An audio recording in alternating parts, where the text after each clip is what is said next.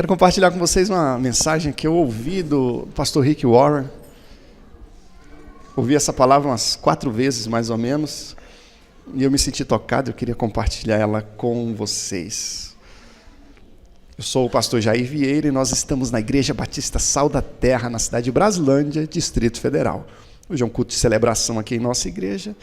Eu estou compartilhando com vocês aqui uma mensagem que compartilhamos aqui na nossa igreja. Eu tenho certeza que vai abençoar a sua vida, então esteja atento aí até o final. Eu tenho que falar isso porque está gravando, entende, irmãos? O pessoal que está na internet. Tá. Deixa eu fazer uma pergunta para vocês. Você sente que a tua vida é uma vida produtiva? Você sente que você é uma pessoa produtiva? Ou você tem se sentido assim uma pessoa muito improdutiva? No seu trabalho, nos seus estudos, no âmbito da igreja. E eu queria falar um pouco sobre produtividade, sobre, assim, a luz da Bíblia. E você não vai bem encontrar essa palavra produtividade na Bíblia. Mas existe uma palavra que tem tudo a ver com produtividade e que está na Bíblia, a palavra a qual eu faço um paralelo, que é a palavra frutificação, ou frutificar, ou dar frutos. Você vai ver que realmente tem tudo a ver. Existem pessoas que produzem muitos frutos e frutos bons, há outros que produzem pouquíssimos frutos, e há outros que apenas produzem frutos ruins, e isso é muito triste. João capítulo 15 diz assim: Eu sou a videira verdadeira e meu pai é o agricultor. Todo ramo que, estando em mim, não der fruto, ele o corta, e todo que dá fruto, limpa, para que produza mais fruto ainda.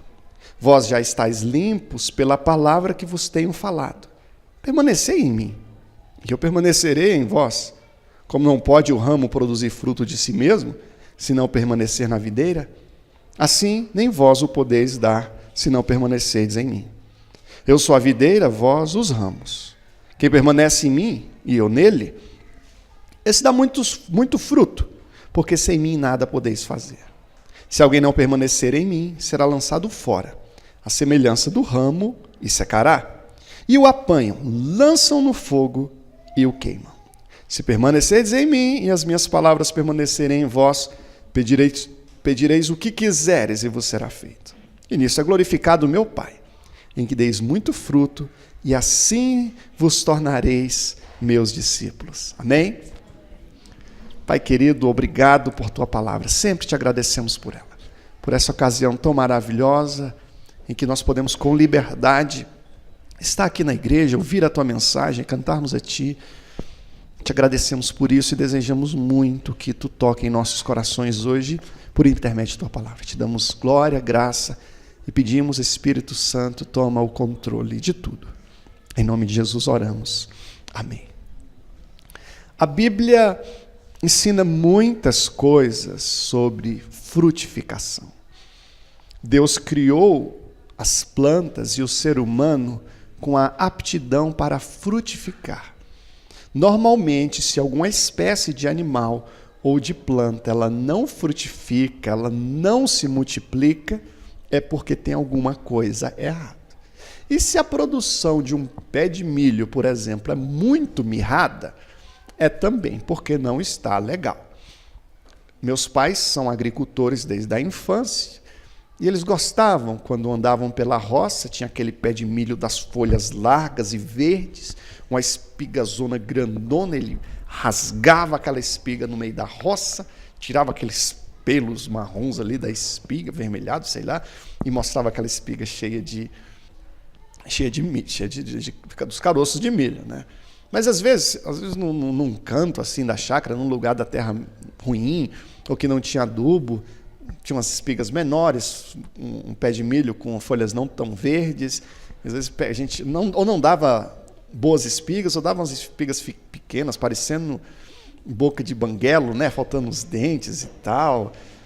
E no geral todo agricultor espera que a sua semente frutifique. E eu não tenho dúvida que Deus espera de cada um de nós que nós frutifiquemos, que nós apresentemos a Ele bons frutos. Deus espera ver frutos em sua vida. Ele olha para você e examina quais frutos você tem produzido. Capítulo 15, versículo 16 diz assim: eu os escolhi para que vá e deem frutos, e frutos que permaneçam. A palavra grega para fruto é karpos. Eu não falo grego, não sei se é karpos, karpós, karpós. Está mais para russo. Karpós, ela está 66 vezes escrita no Novo Testamento. 66 vezes nós vemos um ensino, uma mensagem, uma reflexão, uma referência a fruto, direta e indiretamente a frutificação. Peço que nós reflitamos a respeito disso. Versículo 8, nós podemos entender que os frutos que nós produzimos, eles glorificam a Deus. Você gostaria de glorificar a Deus? Uma das formas de nós glorificarmos a Deus é com os nossos frutos, com frutos bons. Nós lemos na Bíblia, aprendemos na Bíblia que os frutos provam se você é um verdadeiro cristão. Os teus frutos, não as tuas palavras, não a sua carteirinha, não a sua mera declaração, mas os teus frutos demonstram se você é realmente um cristão, se você realmente nasceu de novo. A improdutividade não alegra o coração de Deus. Nossa, esse meu filho não está produzindo frutos, estou super orgulhoso, estou super feliz. Não, a improdutividade. O nosso Deus não é um Deus improdutivo. A medida de Deus qual é? Abundante, recalcada, sacudida, infinitamente além do que podemos pedir, pensar ou imaginar. Quando Deus foi multiplicar os pães, Ele multiplicou 57 pães e 32 peixes. Sobraram, queridos. Refiro sempre que quando Ele foi criar as estrelas, Ele criou 2 Marias, 2 Joões e um Pedro e um Cícero. Não, queridos, são uma quantidade indeterminada de estrelas, de galáxias, de aglomerados. Nosso Deus é um Deus abundante. Olhando esse texto, nós vemos a importância de frutos, mas de frutos que permaneçam. A efemeridade dos frutos também, ela não é legal. Frutos que permaneçam. E essa palavra permanecer, esse verbo permanecer, perseverar, denota essa ideia de algo que se protrai ao longo do tempo, né? Que anos a fio, isso é um desafio para nós. Imagina uma igreja que frutifica, mas durante 2, 3 anos e depois os frutos se vão. Deus espera que nós produzamos frutos consistentes, frutos de qualidade, frutos que permaneçam. Trago ainda diferentes definições de frutos. Pastor, o que significam frutos? João, no início ali do seu ministério, de um curto ministério inclusive, mas um ministério eficaz, um ministério que cumpriu o seu propósito, ele pregou, ele convidou ao batismo, ele convidou ao arrependimento, e quando algumas pessoas procuraram João até com uma certa, exortando eles, disse, olha, produzi, pois, frutos de arrependimento. Então esse fruto é um fruto importante, o fruto de arrependimento. Uma série de ações por parte de cada um de nós, uma série de mudanças que ocorrem em nossas vidas, que demonstram que nós nos arrependemos da antiga vida. Deus espera que cada um de nós, que todos nós aqui, produzamos frutos de arrependimento. Existem algumas pessoas que gostam muito da fé cristã, gostam de ouvir a Bíblia, acham ótimo, não pedem a oportunidade de receber uma oração na cabeça, e se tiver uma profecia, então, menina, a pessoa acha bom demais. Mas não vence essa etapa de mero simpatizante da fé.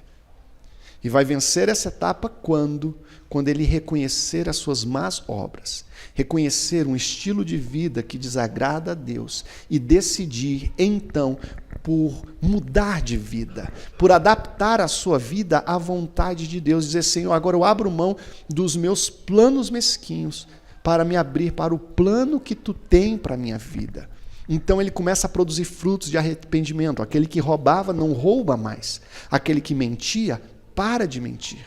Aquele que adulterava, para de adulterar. Aquele que tinha um coração cheio de ódio, vai dando vazão agora para o amor de Cristo crescer em seu coração.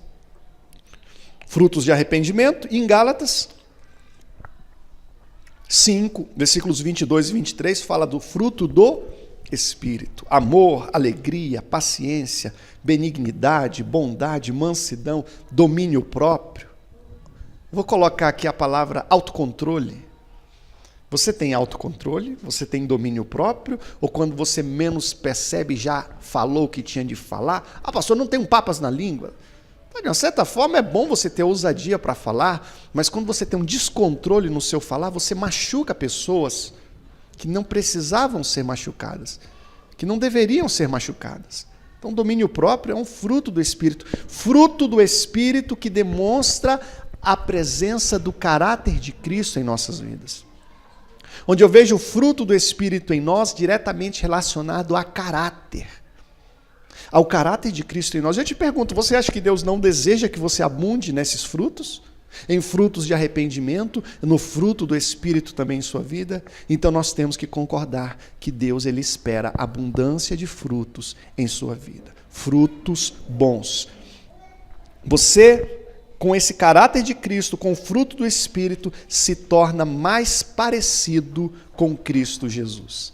Desde criança eu gostava de ser parecido com meu pai. E eu gostava quando as pessoas faziam a referência que eu parecia com o pai, não eram tantas. Eu ainda acho legal hoje quando, por exemplo, as pessoas dizem que o andado do meu filho, Christian, é parecido com o andado do meu pai. Quem acha que o Christian anda parecido com o meu pai? Levanta a mão. 1, 2, 3, 4. Ixi, muitas pessoas, né, queridos?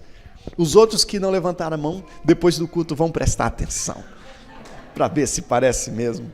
Eu gosto, eu quero que ele pareça com o meu pai. Não tem um... Eu me lembro quando eu era pequeno, eu queria trabalhar no mesmo trabalho do meu pai. Não, eu quero crescer e vou trabalhar no aeroporto, igual o meu pai trabalhava no aeroporto. E é maravilhoso quando nós buscamos as características de Cristo para as nossas vidas. O caráter de Cristo em nossas vidas. Muitas pessoas querem ter o poder de Cristo. Eu quero ter poder para expulsar demônios, poder para curar enfermos, poder para saber os números da Mega Sena.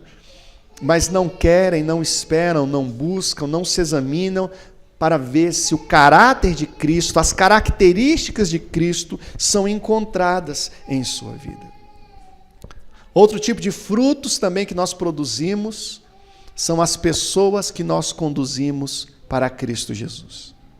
As pessoas a quem nós apresentamos Jesus Cristo, pessoas que ouvem acerca de Jesus a respeito de nós, entendem a palavra, creem na palavra e são salvos. O Senhor espera que você produza esses frutos. Deus fez o tamanduá e o tamanduá gera os tamanduazinhos. Deus criou os macacos, os macacos fazem os macaquinhos. É bonitinho os macaquinhos, né, querido? Eu vi um vídeo no Facebook, macaquinho subindo na moto. Alguém viu esse vídeo? Legal demais. E o cristão, ele gera cristãozinhos. Ovelha gera tatu. Não, ovelha não gera cabrito, ovelha gera ovelhinhas. E às vezes, é importante nós compreendermos isso também, às vezes a pessoa chega, pastor, olha essa pessoa aqui que aceitou Jesus, essa ovelhinha, está em tuas mãos. Digamos assim, colocando o corpo de fora. E eu tenho que ensinar que a ovelha que dá a luz é a que amamenta também, amém, queridos? Tem que dar o peito para cuidar e tudo mais, para que os frutos permaneçam. No céu, quando você estiver morando no céu, você vai poder cantar bem muito. Você vai poder ler a Bíblia. Eu acredito que vai ter Bíblia no céu. Acho que não é errado uma Bíblia. Você vai poder ler a Bíblia. Você vai poder ter comunhão. Você vai poder adorar. Mas existem duas coisas que você não vai conseguir fazer no céu. É pecar e pregar a palavra para alguém que não conhece a Jesus. Duas coisas que você não vai conseguir fazer no céu. Pecar e pregar o Evangelho para alguém que não conhece a Jesus.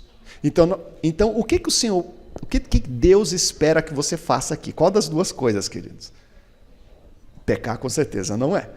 Pregar o evangelho para aqueles que não conhecem Jesus.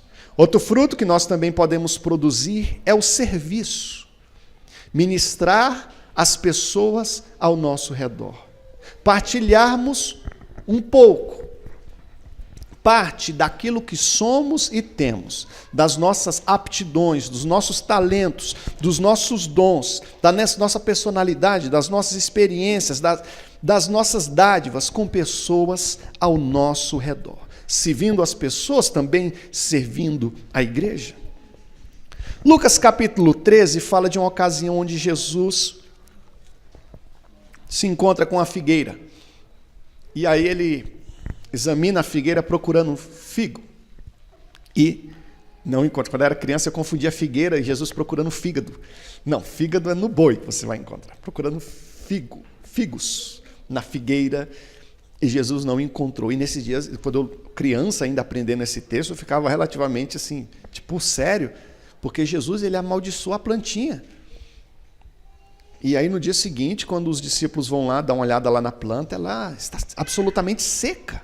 Ela morreu. Jesus matou a figueira. Com o poder que havia em sua palavra.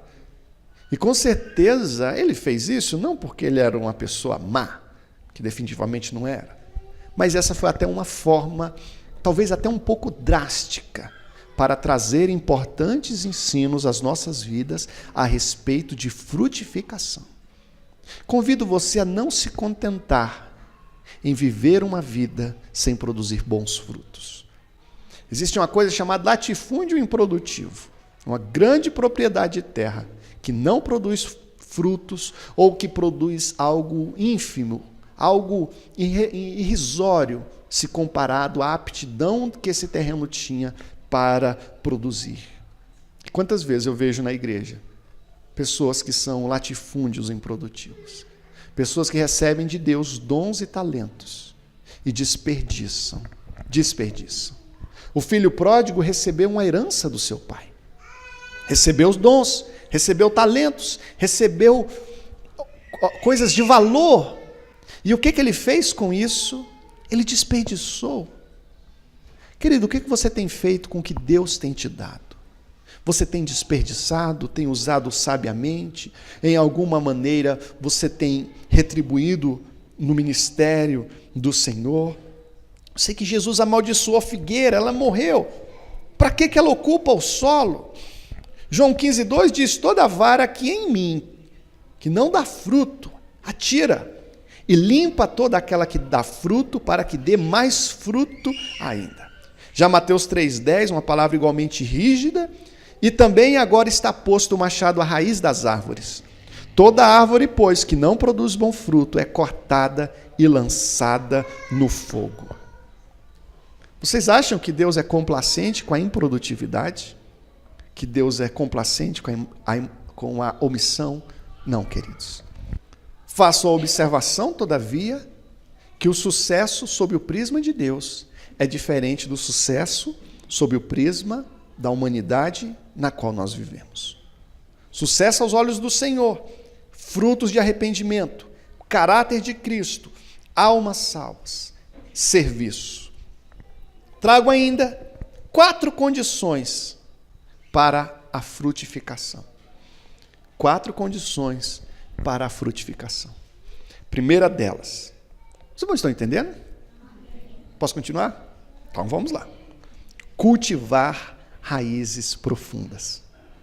Você concorda comigo que é importante a planta ter raízes profundas, ter raízes de qualidade? Eu me lembro estudando geografia no colégio, tinha uma época que falava de desertos e de oásis e de algumas plantas que no deserto, algumas árvores no deserto, arbustos, que conseguiam superar o período de seca, prolongados períodos de sequidão, sem chuva, porque conseguiam estender suas raízes a grandes profundidades. Você consegue visualizar essa cena? Um arbusto que aprofunda raízes, que tem raízes profundas. Posso falar de pessoas com raízes profundas e posso falar de pessoas com raízes frágeis, com raízes doentes, com raízes superficiais. Jeremias 17, 7 e 8 diz assim: bendito o homem que confia no Senhor e cuja confiança é o Senhor, porque será como árvore plantada junto às águas. Não é o Salmo 1, Jeremias 17, 7 e 8. Ele é como árvore plantada junto às águas, que estende as suas raízes para o ribeiro, e não receia quando vem o calor, mas a sua folha fica verde, e no ano de sequidão não se afadiga, nem deixa de dar fruto. Não deixa de dar fruto. Permanece dando fruto, mesmo na sequidão, porque as suas raízes se estende até o ribeiro. São raízes compridas, raízes profundas, raízes que se espraiam, que garante a essa árvore uma frutificação permanente. Sem raízes, sem frutos. Raízes frágeis, frutos frágeis. Precisamos de raízes espirituais. Definitivamente, queridos, raízes nos ajudam a superar adversidades. Me lembro de uma ocasião no sítio do meu pai, que houve uma chuva de vento muito forte. E no dia seguinte, quando nós olhamos lá para o milharal, os milhos estavam todos deitados. Alguém já viu um milharal deitado? Já? Levanta a mão para eu ver aqui a experiência de vida de vocês. Vocês precisam ter mais conhecimento, queridos, na roça. E os pés de milho, tipo, se o pé de milho era assim, né, ele ficava assim, olha. A raiz frágil do pé de milho, não é uma raiz profunda. Já os pés de manga, tudo no lugar. Para derrubar um pé de manga tem que ser um vento muito forte. Quando alguém tem raízes frágeis, pequenos ventos, pequenas ofensas são suficientes para produzir grandes estragos. Eu conheço pessoas que são ofendidas, que enfrentam dificuldades tremendas, mas que permanecem incólumes por causa de raízes profundas que possuem. A minha irmã Deuseni enfrentou uma das maiores lutas que um ser humano pode enfrentar, que foi a luta contra o câncer. E nós percebemos nela, ela permanecendo todo o tempo forte, queridos. E mesmo nos momentos mais críticos, ela tinha sorriso no rosto, ela tinha fé, ela tinha esperança, porque ela tinha raízes na palavra do Senhor, raízes em bons relacionamentos, sabe? Irmãos, eu devo orar para que você não enfrente ventos? Ou devemos orar essa noite para que Deus abençoe as suas raízes, para que suas raízes se aprofundem? Precisamos de raízes fortes, raízes que alcancem maiores profundezas. Eu acho interessante, queridos, que assim, nós precisamos de raízes na palavra de Deus. Sem sombra de dúvida, precisamos aprofundar as nossas raízes aqui, ó. E eu te pergunto, você tem lido a Bíblia? Irmãos, eu quero pedir muito, em nome de Jesus Cristo, leia pelo menos um capítulo da Bíblia por dia. Começando em Mateus, depois que você lê o Novo Testamento todo, umas 2, 3 vezes, aí você vai para o Velho. Mas eu peço muito para vocês, porque enquanto você não tiver raízes na palavra de Deus, você vai ser frágil, você vai estar suscetível aos ataques do diabo, ao assédio do pecado, a pressões que você vai ter contra a sua fé, questionamentos. Você vê o diabo utilizando a palavra para enganar Eva, o diabo tentando enganar o próprio Jesus, e o subterfúgio de Jesus, a defesa de Jesus, era na própria palavra que ele conhecia e que ele proferia. Precisamos de raízes, e raízes profundas. Algumas pessoas que até têm raízes na palavra, mas você percebe que são raízes superficiais. O conhecimento bíblico, a interpretação que a pessoa faz da Bíblia é algo sempre tão elementar, enquanto outros aprofundam as suas raízes e encontram verdades espirituais profundas. Verdades espirituais, vivências, um alimento sólido, que só consegue degustar, provar, se alimentar aqueles que conseguem aprofundar as suas raízes. Falo da importância, por exemplo, de nós criarmos raízes em uma igreja. Há pessoas que nunca conseguem criar raiz em igreja nenhuma. É um período numa igreja, depois um período em outra, depois um período em outra. Outros são assim, por exemplo, no trabalho.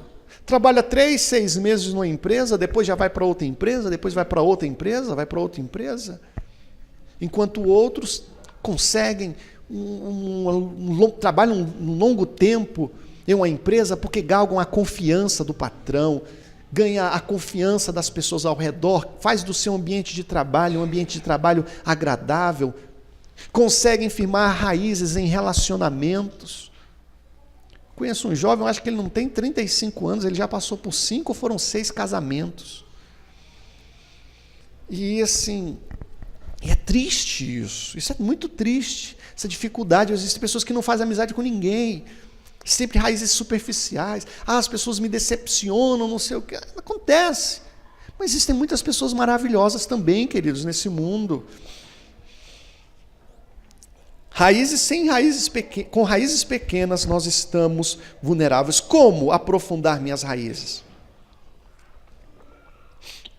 Então, repito, da importância de nós estudarmos, de nós lermos, de nós meditarmos na palavra do Senhor. Isso não é algo que é bom. Não, isso é indispensável. Isso é absolutamente dispensável para todos nós.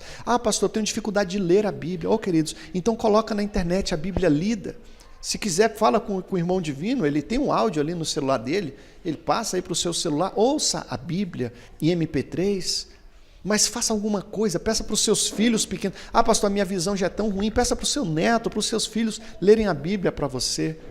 Precisamos ler a palavra do Senhor, precisamos meditar na palavra do Senhor.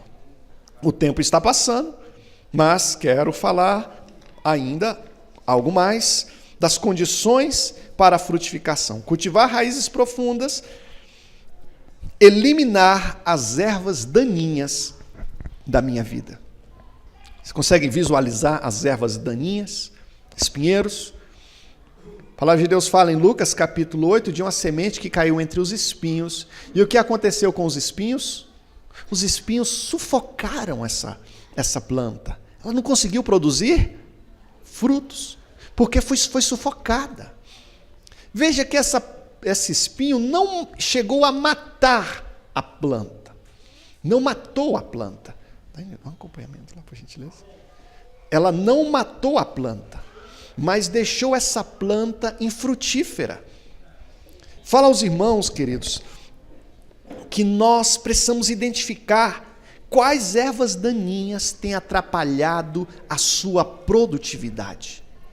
Quais ervas daninhas, quais hábitos, costumes que você tem, práticas que você tem, situações que você vive, que sentem que tem atrapalhado a sua vida, que tem atrapalhado o seu relacionamento com Deus. E é engraçado como essas ervas daninhas, elas são sorrateiras.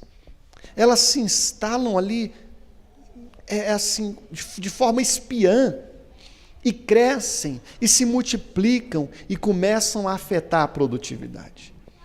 Me lembro essa cena muito clara, do meu pai no meio da plantação de milho dele, ou da plantação de feijão, com a enxada, capinando, tirando o quê? As ervas daninhas. Por que, mãe, que capinava, mãezinha? Me explica. Porque senão sufocava o milho não produzia, então tinha que fazer essa capina. E algumas vezes, quando estava muito pertinho do milho, meu pai ficava com medo de cortar na enxada, o que ele fazia? Ele baixava e pegava com a mão e jogava fora. E tinha que cortar pela raiz também ali a erva daninha. Às vezes a gente não corta pela raiz, sabia? Às vezes o cara é casado, mas está com a amizade toda colorida com a moça. Às vezes nem pecou ainda assim, aquele pecadão mesmo, mas já está concedendo ali, compartilhando um sentimento que era exclusivo da esposa dele. E assim, aí de repente, depois da pregação, o pastor chega, fala, aí ele chega lá nela, olha, eu acho que não é bom mais a gente estar se encontrando, não sei. Não, querido, tem que cortar pela raiz. Tem coisa que você tem que cortar pela raiz, porque se você não cortar pela raiz, você vai ser tentado de novo, e você vai cair com mais facilidade. As raízes tiram, as raízes não, essa erva daninha tira a energia da planta. E existem pessoas que não têm energia para ler a Bíblia, e na hora que pega para ler a Bíblia não tem energia, uma fraqueza. Na hora que vai orar, consegue orar longos 5 minutos e depois a energia acaba.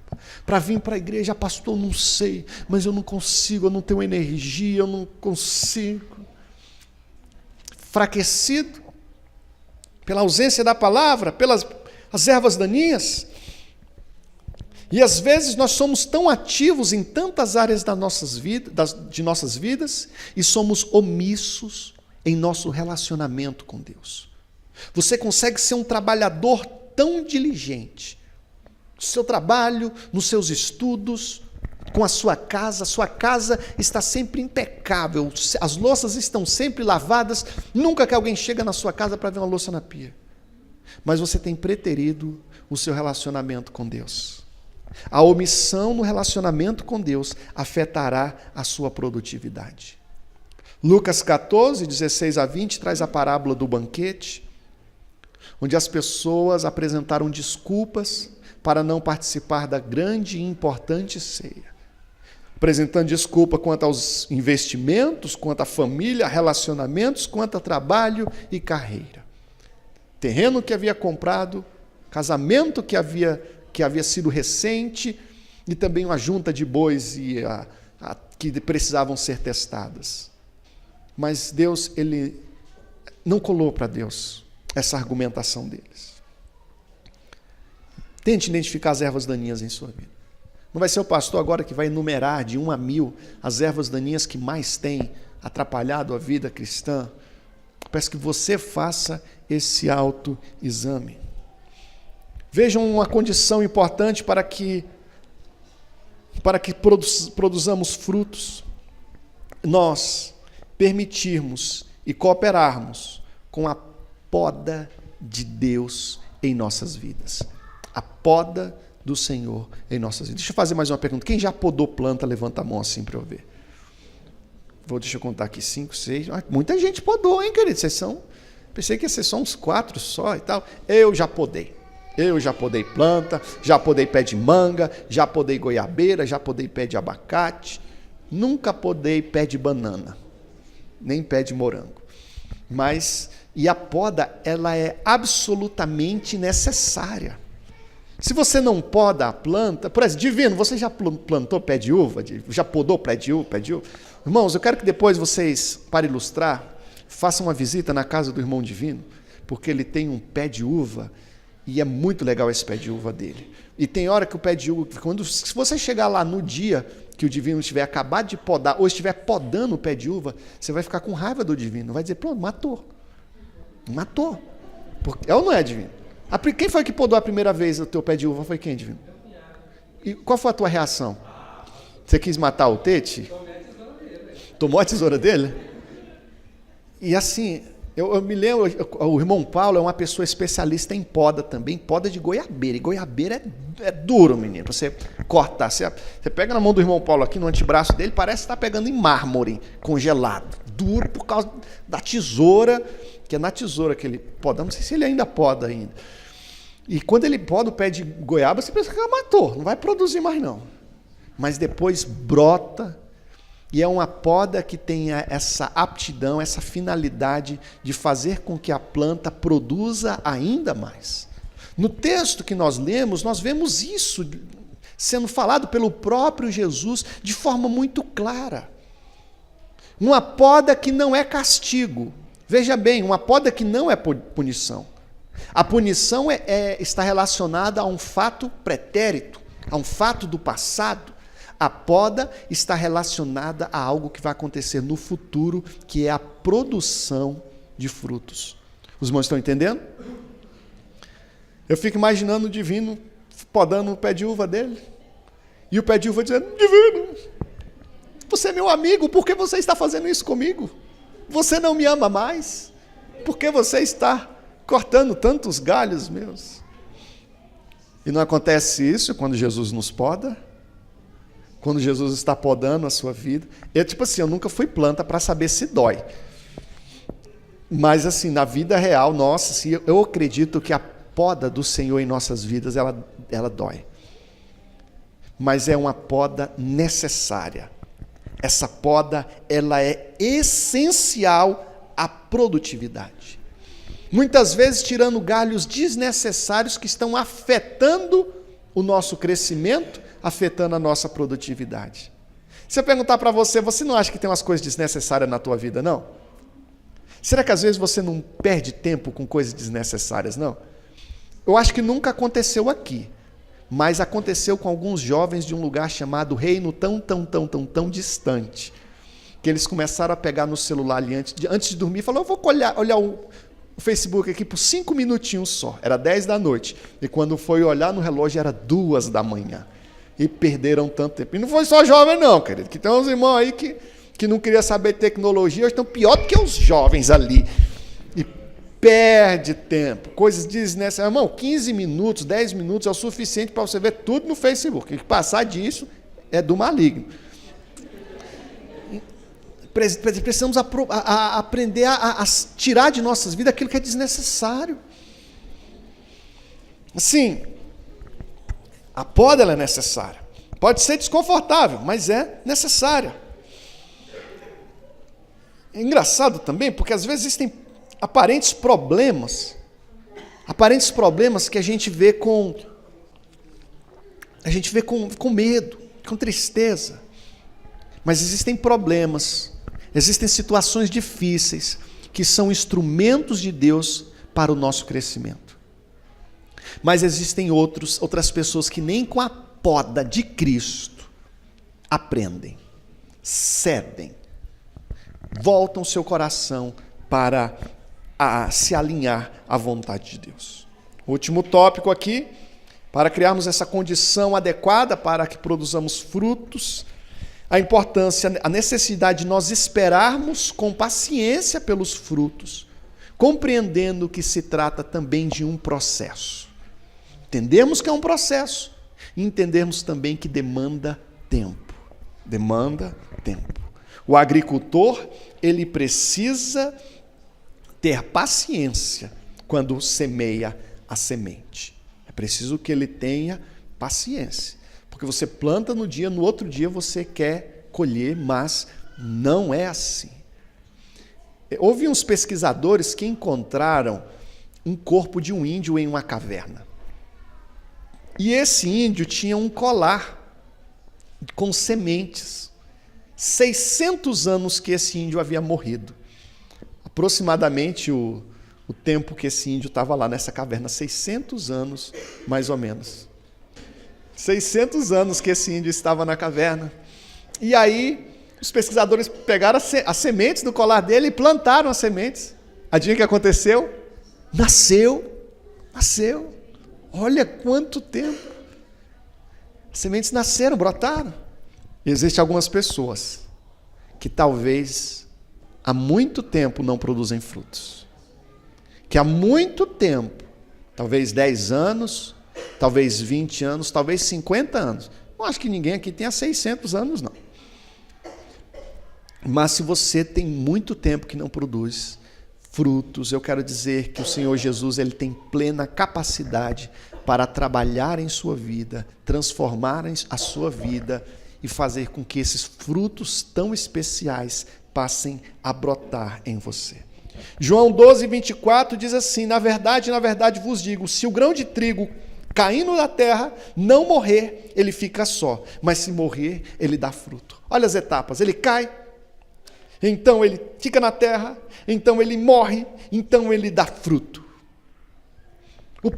Isso aconteceu com o próprio Jesus. Jesus, ele foi um grão de trigo enviado pelo Pai para que morresse. E através da morte dele, tantos filhos existem hoje. E o filho unigênito se torna então o filho primogênito. É necessário morrer. É necessário a semente morrer. Fala assim para o seu irmão: irmão, a semente deve morrer. Você é uma semente. Morra! Meu Deus do céu, pastor, o que é isso? Eu não estou falando da morte física, né, queridos? Convenhamos. Né? Mas existe uma morte. A morte do velho homem. Você acredita que o teu velho homem tem que morrer? E que o novo homem, à semelhança de Cristo, deve viver intensamente em sua vida? Mas esse velho homem quer ressuscitar? Ou muitas vezes a gente nem matou ele tão matadozinho assim, não. Porque o velho homem tem que ser tipo matando cobra. Cobra, você corta o finalzinho da cauda dela que ela está morta, né, queridos? Não. Tem que bater, esmagalhar a cabeça. Quem já matou cobra, levanta a mão assim para eu ver. Pessoas experientes. Ah, matou cobra já, Leandro? Que tipo de cobra que era? Uma cascavel, olha. O irmão Zé, inclusive, disse que uma cobra mordeu ele, foi uma cobra que morreu, não foi ele, não. Tem que matar a cobra. E assim, só não busquem a aplicação da lei de crimes ambientais para mim, queridos, mas assim, biblicamente falando, matando a cobra, batendo na cabeça, averiguando, assim, o velho homem, ele quer brotar. Você acha que você não vai querer ser o que era antes? Não, mas você tem que deixar ele no lugar dele, mortinho da Silva. João capítulo 15, versículo 5, fala que se nós não estivermos conectados com o Senhor, nada podemos fazer.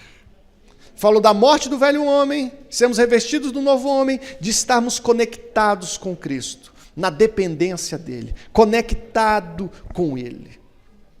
Assim, querido, se entregue na mão de Deus. Eu tenho mais coisas para falar para você, mas o nosso horário já chegou.